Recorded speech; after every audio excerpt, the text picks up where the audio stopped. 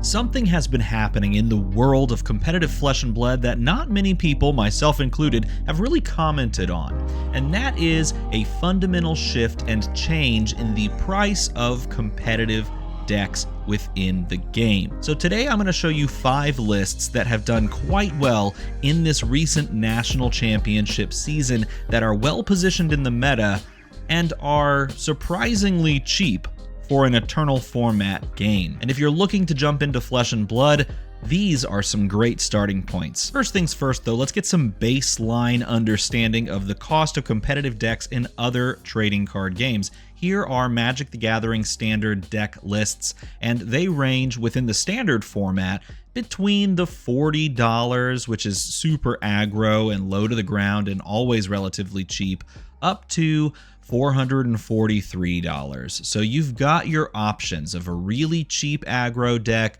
to a lot more of these mid-range decks that have these tech pieces in them, anywhere between $40, even all the way down to $35, and this upper end of $443. Now this is a this is a rotating format, I should say, whereas Flesh and Blood and some of the other games we're going to talk about are non-rotating formats. So keep that in mind, that cards in these lists are going to have to shift out when rotation occurs.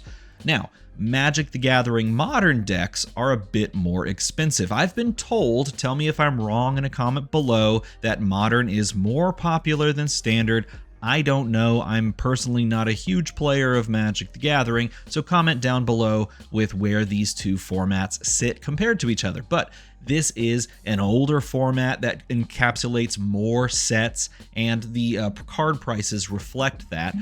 You can look at these card prices here. You can see $840, $683, all the way up to like $1,239, which Flesh and Blood for a while, almost all the decks were hovering there. Not almost all, I shouldn't say that. It's more like 60-40. More of the decks were in this range than not.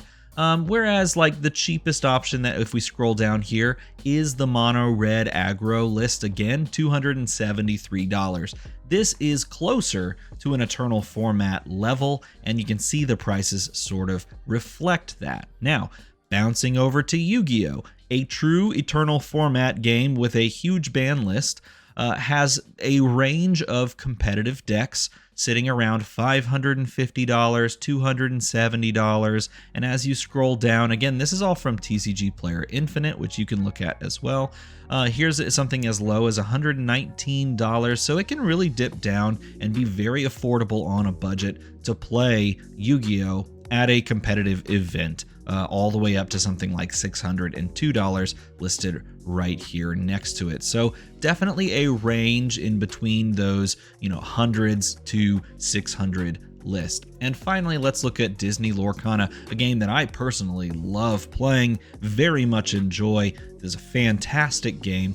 If we're looking at prices of these competitive lists, and these are all from competitive tournaments or the major tournaments that have been taking place recently, these are decks that have done quite well within them. Ruby Sapphire is very good right now, $435. The Emerald Steel lists are all going to be expensive because they all contain Diablo, and Diablo is about a $50 card, and you do want to play Diablo because it is excessively good. These lists are also featuring Beast Tragic Hero, which has been one of those cards that has trended upwards and towards the expensive side for a long time since its release. But you do have cheap options all the way down to Amber Amethyst, or where's the Amber Amethyst list? It was around right here, Amber Amethyst, $59, and you do have Amethyst Ruby, the old bounce thing. Some of these are older lists from the set 3 meta, but set 4 meta definitely does have some aggressive lists, specifically like Emerald Amethyst as well.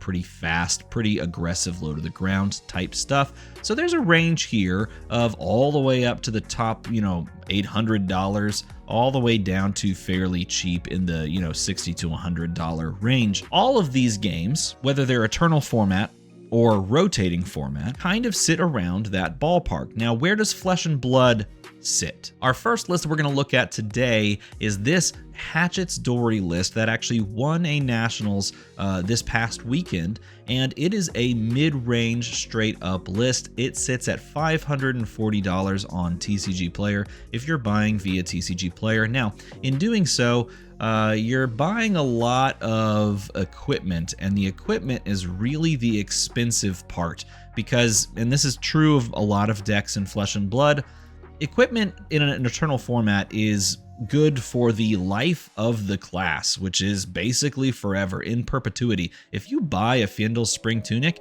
you can play that in every class ever until this card, catches fire and I guess maybe is somehow banned. They're never going to ban Tunic. This card is like the game of Flesh and Blood. So if you own this card, you now own it for every hero that ever wants to play Tunic ever. And spoiler alert, that's almost every hero, which is pretty good. I mean, that's saying that you can buy this one card and then just lock it in forever. Feels pretty nice, and it is the lion's share of the price alongside of Valiant Dynamo. Those two cards do belong in this deck, but this deck is a fantastic mid-range option. In the previous meta, it was like one of the best numbers decks in the game. It just said, I'm going to present the same amount of damage, you're going to have to do something about it or disrupt me, and I'm just gonna keep doing my thing until you either die or you have some answer to try and stop it. And if you like that mid-range game plan, this is a deck that you can consider investing into. The nice thing as well is that you have aggressive options. You've got Blade Flurry, which is an attack reaction that deals extra damage. You've got In the Swing as well that deals extra damage. Some amount of Iron Song response. We're playing Route. And of course, since we're using hatchets, we have access to Spill Blood for the big 3-axe swing Spill Blood turn with Dominate, making your opponent much harder to actually stop that damage. And of course, because we're Dorinthia, we get to play something that tutors out of our deck more attack reactions, making this a slightly more aggressive version of the list with these Iron Song responses and In the Swings than some people are running. But you still have the ability to play defensively with Sink Belows, Take It on the Chins, Hold the Line, which is actually a pretty spicy card. This is gaining in popularity with Art of Wars being everywhere. It's been in popularity, I should say. Nevertheless, this list is a fine option. Now, it does get curbed a little bit by the power of Zen, perhaps the best deck in the format, arguably, maybe even unarguably the best deck in the format. This has to find answers for that type of list, and it doesn't necessarily present enough disruption, but you could change this and sort of pivot it a little bit to allow for more disruption to fit in maybe some attack action cards tucked in there instead of these Battlefront Bastions. Nevertheless, it did win a national championship, and congratulations to the player and the winner, Plamen Balov, for winning your national championship on this list. And at $540, it's not a bad option. What's also not a bad option is playing Azalea, because Azalea is in a uniquely strong position where she can push damage like a Zen, where she's just incredibly aggressive, but she presents on hits and powerful ones that basically say you don't get to play the game like you want to, or you take extra damage in the form of Lace with Blood Rod, or you don't get to have a 5-card hand next turn, it's only a 4-card hand. These powerful tools combined with something very potent like Codex of Frailty and these terrifying ability to dominate put Azalea in a very good spot in this meta. And this is the list that we featured with Brody Spurlock on the channel about a month or two ago when he was on that absolute tear, winning the calling with Azalea.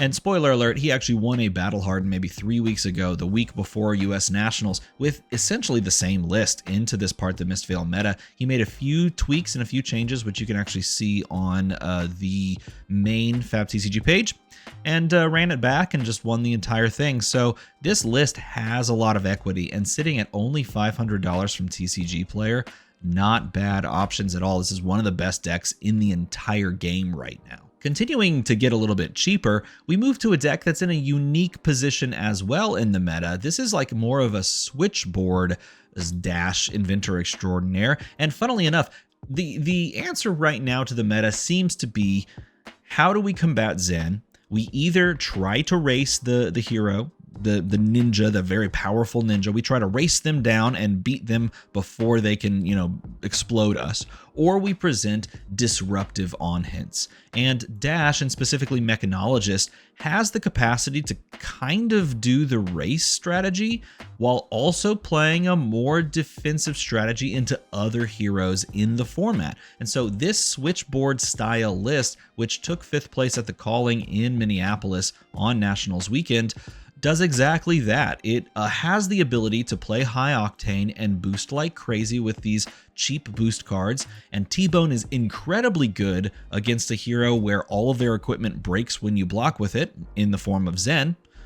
You can play all of these boost attacks, but if you need to pivot to something that is more defensive in nature to combat whatever you're up against, you have Sync Belows, you have Fate for Scenes, you have Reinforce the Line, you have the Evo Steel Soul Controller as a blocking piece. You can choose to start with Teklo Pounder and just go all face, all gas, no breaks, or you can throw in Induction Chamber and Plasma Purifier and just take the game really slow. You have the capacity against Zen to pull cards out of their hand and make it very uncomfortable for them to play out a turn.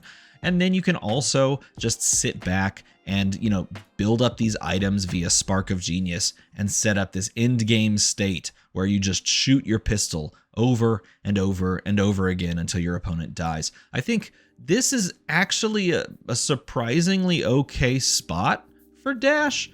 Question mark?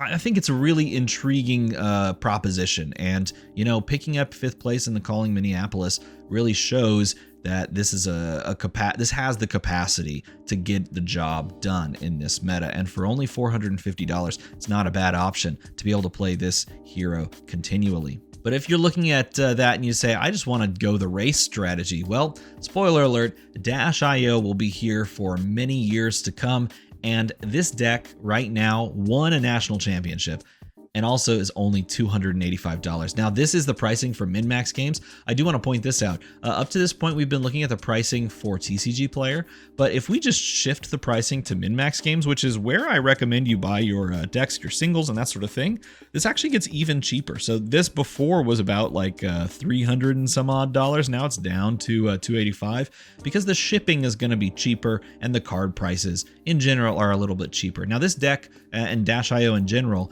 has the capacity to just race anyone, literally anyone in the format. Boom Grenade is a card that really sets the pace and sets the tempo and allows you to outpace your opponent because it just gives you the capacity to just say, every attack I do could be 4 extra damage. That is incredibly powerful. Combine that with things like T-Bone that rip equipment apart and make it to where it's just not possible to block effectively with them. And you have these massive spike turns off of Teklo Core, Spark of Genius, and specifically High Octane. You can shoot the gun multiple times. She is in a great spot to just race everyone. And she is definitely the all gas, no brakes style compared to something that's a little bit more measured. Her previous self, perhaps. She has the capacity to really push the damage. And again, $285. We are getting cheaper and cheaper as we go. But this is not even the cheapest deck we could talk about, because the cheapest deck that we could talk about is Kano. Kano is in the best spot he's ever been in. And for those that don't know, if you're new to the channel, I love this hero. He is a wizard. He casts spells. He casts spells on your opponent's turn, making them go, whoa, whoa, whoa, what? And then he lights them on fire. And funnily enough, he's in an incredibly cheap deck, and he's one of the best decks in the meta. Period. End of story. It's not even really an argument anymore. He's incredibly well positioned. Now, his deck right now, sitting like this, and I actually have 2 extra slots I could throw in. His deck right now depends on whether or not you want to play Fyendal Spring Tunic, because if you include it, it's actually $380 on TCG Player. But if you don't, it goes down to the cheapest deck right now. And why would I even mention it in this deck? Well, I'll tell you this. I spent my time, my weekend, playing almost 20 games of Wizard, and more than half of those games were on Kano. I played like 12, 13 games of Kano over the course of 2 days, And over all of those days, in fact, this is my list that I played, and it's really basically exactly the same as all of the other lists that people are playing right now. Over all the games that I played Tunic one time into one game, and that game still ended before I would have gotten a second resource off of Fjendalspring Tunic, meaning that I could have simply played Spellfire Cloak and been completely happy in that matchup as well. Because the meta is what it is right now, there are not a lot of games and a lot of heroes and a lot of matchups where I run this in there. The only game that really went the distance was Illuvian Constellus the Mirror. Like, I play Illuvian Constellus into the mirror as you would, and like, that's the only option. And this is super cheap in comparison. I am actively considering cutting this card completely because I don't have enough reason to run it out there in comparison to Spellfire Cloak. Now, if you're playing a different version of Kano, if you're playing Stat Kano, then you're probably running Tunic, and you'll get more value out over the long game. But I'm not playing Stat Kano. I'm just playing Kano that shoots him, blasts him. You know, we're blasting. That's how it is. So this deck is incredibly cheap and incredibly well positioned. I will say, it can get expensive if you choose to play Eye of Ophidia, but some people are just not, and they're taking the miss out of their deck that is Eye of Ophidia and adding an extra blue. And you're just happy to do that. Go 33, 34 blues and just don't play Eye, which is a fabled, and you don't necessarily need it. I have Eye. I play it because I like the Eye, and I've always played Eye in Kano, so it feels great to have it. But it takes a miss out of your deck, so there's arguably like a reason to not play it, and it makes the deck that much cheaper. Like, the crazy part about this is this deck was like $100 cheaper a week ago, and then they announced Rosetta, and Storm Striders went from $35 to $92. So this deck was like $180. Now it's sitting at $280. You can buy into this so incredibly easily. Like, Gaze the Ages is the only other expensive card, $14.76 to buy one, so like $45 to buy all three. Every other card, pennies. Pennies. And you're playing one of, in my opinion, one of the most fun decks to play in the game, and a deck that is not even arguably one of the best decks in the game right now. It can go toe-to-toe with Zen on damage, and it can play into just about any other hero, period, end of story. It's a great time to be a wizard main, and we're about to have a wizard set, and so if you're looking to buy into Flesh and Blood, this is a fantastic place to start. So if you enjoyed this video, if you got something out of it, please share it with a friend. Let them know they can buy into the game at a cheap rate right now. Leave a comment down below with your favorite cheap deck and your favorite cheap hero. Did I leave someone out? Did I leave something out? And then, of course, make the number go slightly higher so that we can see a 1 appear, because 1s are better than 0s, and 2 is not as bad as 1, and 1 is the loneliest number. No, we're not going there. As always, everybody, thanks for watching.